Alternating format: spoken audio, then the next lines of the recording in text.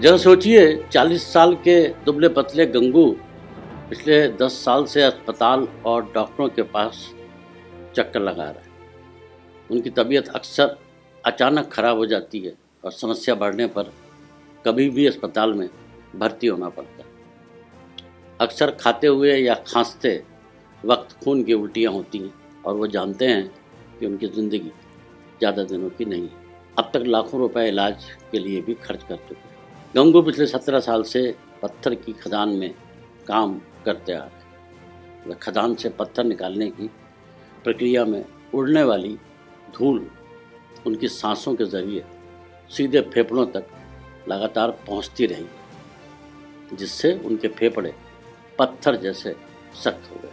डॉक्टरों ने गंगू को सिलिकोट्यूबरकुलोसिस यानी सिलिकोसिस और टीबी दोनों से पीड़ित बताया।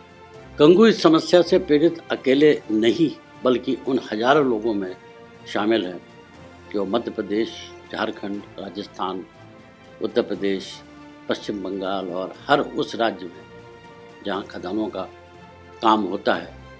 सिलिकोसिस या सिलिकोसिस ट्यूबरकुलोसिस एक लाइलाज व्यावसायिक, जैसे ऑक्यूपेशनल हैजार्ड कहते हैं, उससे पीड़ित। ये सिलिका के महीन कणों के फेफड़ों में जमा होने से पनपता है। यह मुख्य रूप से खनन निर्माण, अगेट ग्राइंडिंग, पत्थर की नक्काशी, कांच की चूड़ी इकाइयों, रेमिंग मास, स्लेट पेंसिल इकाइयों, पत्थर की खदानों, चीनी मिट्टी और मिट्टी के बर्तन बनाने वाली इकाइयों में काम करने वाले मजदूरों को होता है। इन उद्योगों से अनियंत्रित सिलिका यानी धूल उत्सर्जित होती है और संपर्क में आने वाले मजदूरों को चपेट में ले लेती है। चिकित्सकों के अनुसार सिलिकोसिस जैसी घातक बीमारी का कोई इलाज नहीं है। इस बीमारी के बारे में पता लगाने के लिए हाई रेजोल्यूशन सीटी स्कैन प्राथमिक परीक्षण है, लेकिन ये जांच महंगी होती है और विशेष ज्ञान की आवश्यकता होती है जो प्राथमिक या सामुदायिक स्वास्थ्य केंद्रों में उपलब्ध नहीं है। सच तो यह है कि कुछ स्वास्थ्य केंद्रों में तो बुनियादी एक्सरे सुविधाएं भी नहीं होती और केवल साधारण बलगम परीक्षण ही कर पाते हैं, जिससे गलत निदान की संभावनाएं बढ़ जाती हैं। चूड़ी उद्योग में काम करने वाले मजदूर सिलिकोसिस के प्रति बेहद संवेदनशील हैं।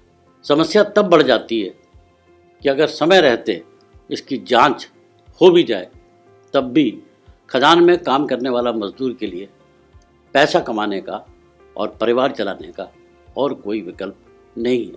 उसे तो समय रहते शायद एक अकाल मृत्यु का शिकार होना ही है। इस बीमारी का व्यापक प्रसार है और कुछ क्षेत्रों में इसके विशेष रूप से उच्च दरें दर्ज की गई। उदाहरण के लिए पत्थर की खदानों में काम करने वाले श्रमिकों में सिलिकोसिस का प्रसार 38 से 79% तक है, जबकि अगेट उद्योग में काम करने वाले श्रमिकों में इसका प्रसार 18 से 69% के बीच पाया गया है।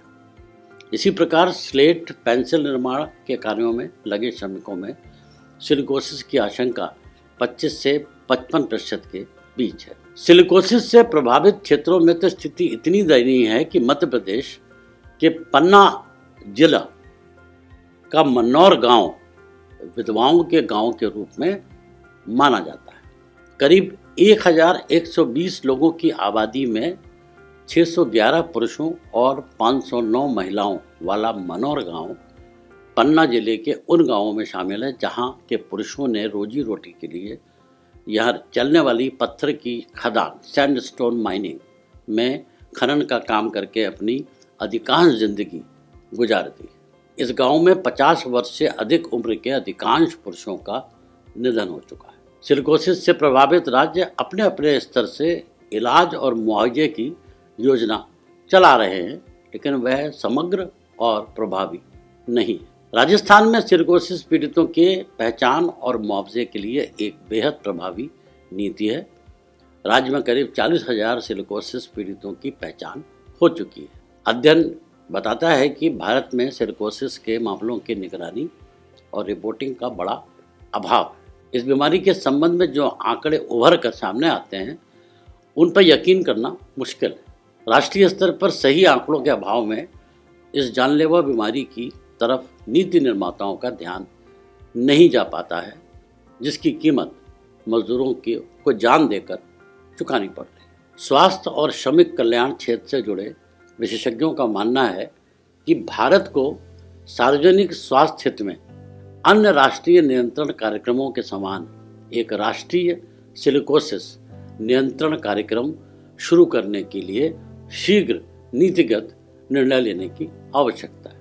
भारत पहले से ही 2025 तक टीबी के उन्मूलन के लिए प्रतिबद्ध है, लेकिन जब तक सिलिकोसिस को नियंत्रित नहीं किया जाता तब तक टीबी का उन्मूलन संभव नहीं है, क्योंकि भारत में सिलिकोसिस का बहुत बड़ा बोझ है और सिलिकोसिस से पीड़ित लोग सिलिकोसिस टीबी के प्रति संवेदनशील है। यह भी समझने की जरूरत है कि श्रमिक श्रम या खान या उद्योग मंत्रालय के अधीन है, जबकि स्वास्थ्य विभाग स्वास्थ्य और परिवार कल्याण मंत्रालय के अधीन रहता है। नतीजन इन श्रमिकों के प्रति स्वास्थ्य विभाग की ओर से कोई प्रत्यक्ष प्रतिबद्धता नहीं दिखती और संबंधित विभागों के बीच शायद ही कोई समन्वय हो। नीतिगत हस्तक्षेप के अभाव में भारत के करोड़ों मजदूर जो धूल भरी खदानों या फैक्ट्रियों में काम कर रहे हैं, वे जानलेवा बीमारी सिलिकोसिस की जद में हैं।